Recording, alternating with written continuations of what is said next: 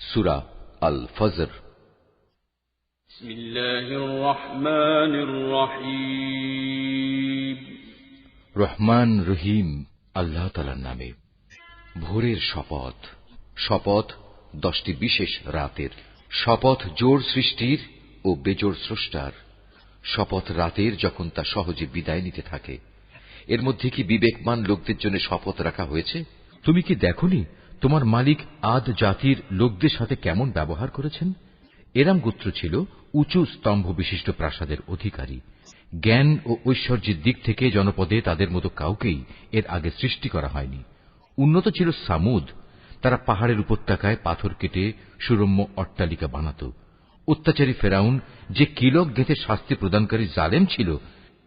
এরা দেশে দেশে আল্লাহর সাথে বিদ্রোহ করেছে। এরা তাতে বেশি মাত্রায় বিপর্যয় ও অশান্তি সৃষ্টি করেছে।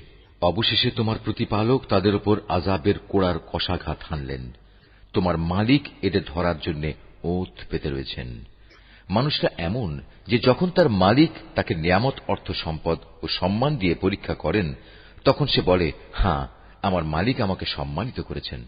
আবার যখন তিনি ভিন্নভাবে তাকে পরীক্ষা করেন এবং এক পর্যায়ে তার রিজিক সংকুচিত করে দেন, তখন সে নাখোশ হয়ে বলে, আমার মালিক আমাকে অপমান করেছেন। কখনো নয়। সত্যি কথা হচ্ছে, তোমরা এতিমদের সম্মান করো না। মিসকিনদের খাওয়ানোর জন্য তোমরা একে অপরকে উৎসাহ দাও না। তোমরা মৃত ব্যক্তির রেখে যাওয়া ধন সম্পদ নিজেরাই সব কুক্ষিগত করো। বৈষয়িক ধন সম্পদ তোমরা গভীরভাবে ভালোবাসো। কখনো নয়, তেমনটি কখনোই উচিত নয়। স্মরণ করো, যেদিন এ সাজানো পৃথিবীটাকে চূর্ণ বিচূর্ণ করে দেয়া হবে। সেদিন তোমার মালিক স্বয়ং আবির্ভূত হবেন, আর ফেরেশতারা সব সারিবদ্ধভাবে দাঁড়িয়ে থাকবে। সেদিন জাহান্নামকে সামনে নিয়ে আসা হবে, যেদিন প্রতিটি মানুষই তার পরিণাম বুঝতে পারবে। কিন্তু তখন এ বোধোদয় তার কি কাজে লাগবে? সেদিন এ হতভাগ্য ব্যক্তিরা বলবে, কত ভালো হতো যদি আজকের এই জীবনের জন্য কিছুটা ভালো কাজ আগে ভাগে পাঠিয়ে দিতাম। সেদিন আল্লাহ তাআলা এ বিদ্রোহীদের এমন শাস্তি দেবেন যা অন্য কেউ দিতে পারবে না, এবং তার বাঁধনের মতো বাঁধনেও কেউ পাপীদের বাঁধতে পারবে না।